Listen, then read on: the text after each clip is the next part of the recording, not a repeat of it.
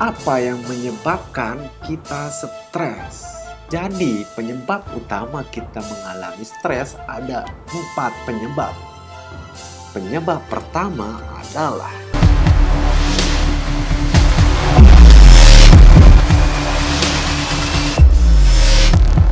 stres harian.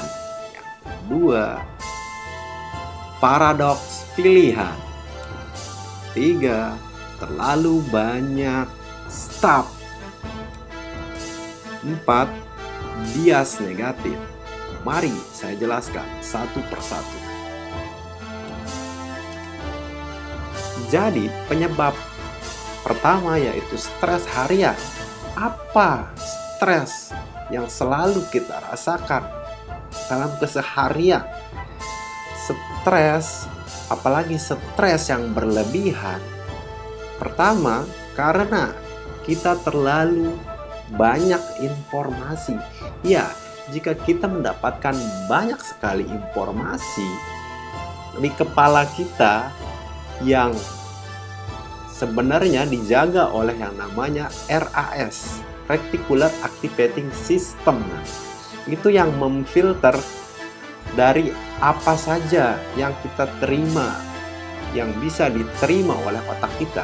Karena banyak sekali informasi. Di studi biologi mengatakan bahwa ada 11 juta bit informasi yang terus dibombardir kepala kita, tapi cuman yang diterima 8. Nah, apa 8 bit ini? 8 bit ini informasi yang menurut kita penting. Nah, kalau kita terus-terusan menganggap penting semua hal, apalagi hal-hal yang negatif, ya sudah, itu yang kita terima di otak kita. Makanya kenapa kalau Anda berfokus ke hal-hal negatif, berkeluh kesah, ya itu yang diterima di otak kita. Sehingga itu yang membuat kita stres. Kemudian, karena terlalu banyak nih informasi, apalagi informasi yang negatif-negatif, akan timbul kekacauan fisik. Di fisik kita, yang awalnya kalau kita berpikir yang bagus-bagus begitu, itu akan menyehatkan dirinya sendiri. Lain halnya kalau kita berpikirnya negatif-negatif, akan membuat sakit fisik. Nah, yang ketiga disebabkan karena pilihan yang tiada hentinya. Kita dikasih banyak sekali pilihan. Pernahkah Anda pergi ke suatu tempat? Di suatu tempat itu banyak sekali pilihan, tetapi saking banyak pilihannya dan pilihannya ini sama rata gitu, bagus-bagus semua, sehingga Anda bingung dan membuat stres yang berakhir kepada ragu-ragu nih harus memilih yang mana begitu. Nah, karena terus-terusan kita kebanyakan pilihan ini, apalagi sudah nyampe ke kekacauan fisik. Kekacauan fisik yang membuat tidak bisa beraktivitas. Terus lagi pilihan yang tanpa henti, kita mencoba berbagai macam hal untuk menyembuhkan penyakit kita ini, tapi tak kunjung-kunjung sembuh, dan itu membuat stres. Saya juga begitu. Saya mencoba berbagai macam hal sampai ketemu sih yang cocok itu yang mana. Nah, itu kalau nggak sabar akan membuat stres. Sedangkan kalau kita stres, ini akan membuat kekacauan fisik juga begitu, yang pada akhirnya akan menimbulkan serangan panik. Inilah yang membuat orang sampai kesulitan bernapas.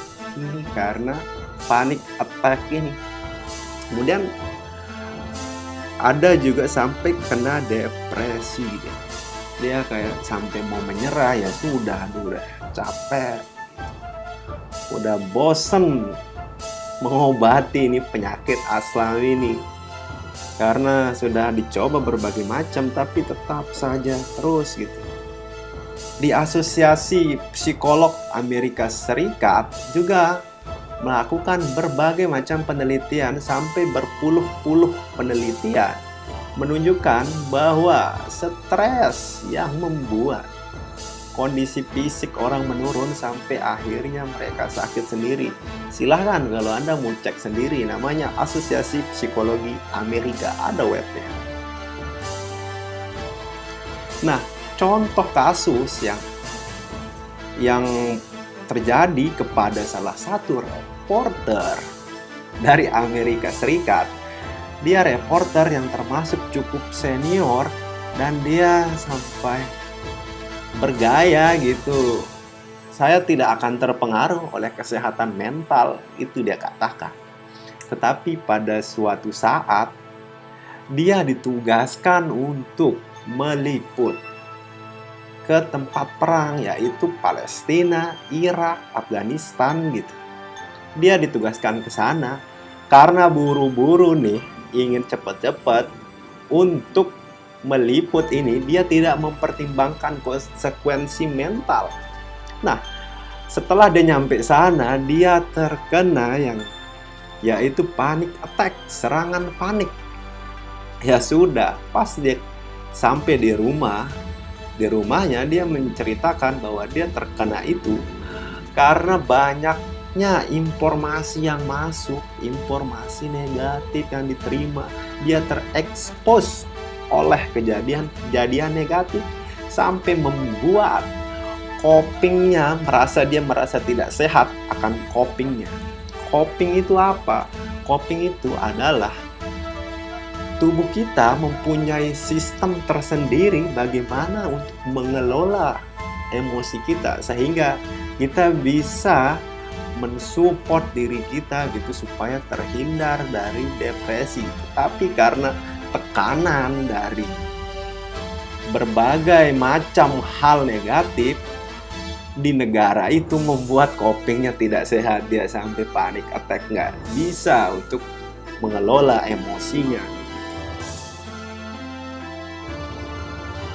Kemudian penyebab yang kedua yang nggak banyak disadari yaitu paradoks pilihan. Nah, paradoks pilihan ini seperti apa? Paradoks pilihan karena kita sudah bebas untuk memilih, karena sudah tidak di era penjajahan, kita bebas nih untuk memilih ini itu, tidak ada yang melarang. Nah, dari kebebasan ini kan banyak pilihan. Balik lagi ke pertama, banyak pilihan. Itu yang membuat saking banyak pilihan, membuat ragu, pusing sendiri. Ini pilihan, waduh banyak sekali begitu. Sampai akhirnya stres. Nah, menurut psikologi, Barry Schwartz menciptakan ungkapan ini, paradoks pilihan ini. Di satu sisi, banyak pilihan, kita bisa melihat sesuatu dengan lebih objektif untuk memilihnya gitu. Cuman saking banyaknya pilihan itu tidak membuat bahagia karena terus-terusan kita ingin lebih lagi mempertimbangkan ini itu sampai pusing sendiri, dan pada akhirnya karena sudah pusing kita mengambil pilihan ya udah kita ya ini dah gitu. Saking pusingnya itu yang membuat stres juga. Kemudian penyebab ketiga, terlalu banyak stops.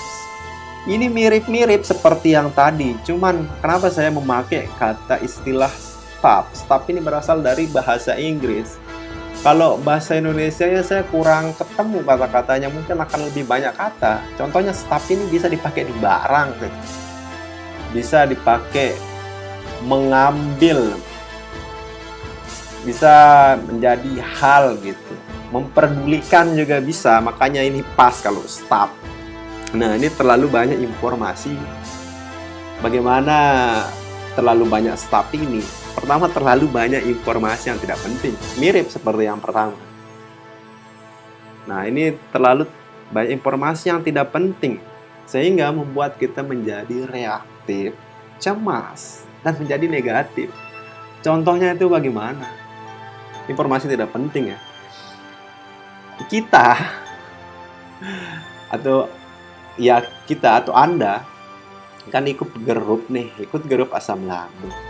Nah, di sana kan banyak nih, banyak teman-teman yang memposting status, oh saya begini gitu, oh sakit, nggak tahan, gini gitu, pokoknya mengeluh intinya. Nah itu kan kita nggak cari-cari sebenarnya, kita nggak cari-cari tapi terpapar dengan hal-hal negatif begitu. Nah itu yang membuat kan kayak menjadi down, bagaimana aku kalau kayak gitu juga gitu kan, kita jadi mikirnya ke arah sana. Makanya itu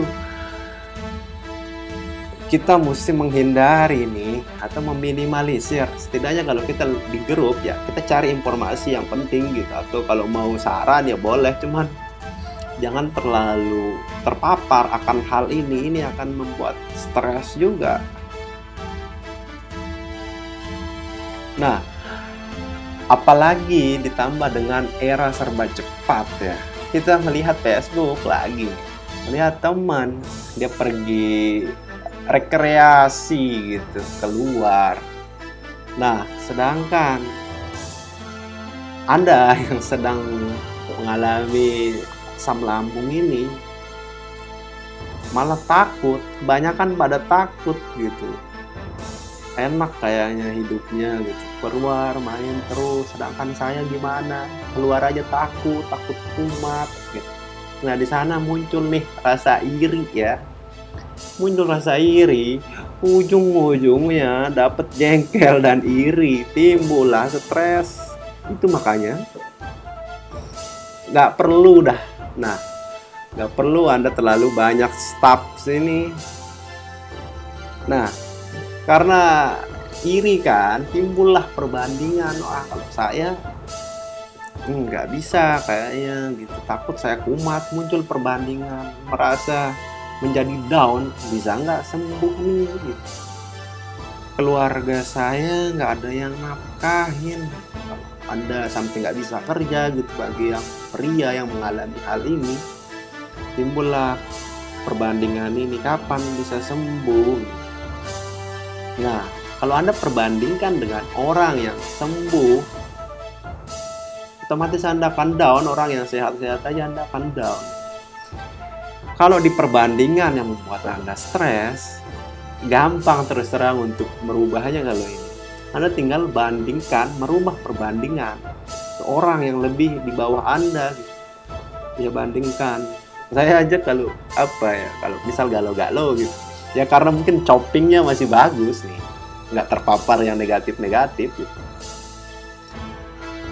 Perbandingkan dengan orang yang misal nggak punya kaki, bandingin aja. Wah, saya masih enak, saya masih punya kaki meskipun asam lambung. Sedangkan dia meskipun sehat, saya nggak punya kaki, ada yang nggak punya mata. Penuh syukur bisa masih melihat indahnya dunia ini meskipun sakit. Nah, dengan Anda membandingkan seperti itu, Anda akan bakalan berdaya, naik nih perasaannya, nggak bakalan merasa down-down gitu. Jadi kalau Anda melakukan perbandingan, Anda melihat otak kita otomatis sebenarnya melakukan perbandingan, tetap bakal perbandingan. Cuman perbandingannya jangan sampai membuat kita ini merasa down, merasa putus asa dengan kondisi kita, sampai stres, bakal sulit untuk sembuh. Ya perbandingin aja dengan yang saya jelaskan barusan. Nah, kemudian yang keempat, karena bias negatif nih.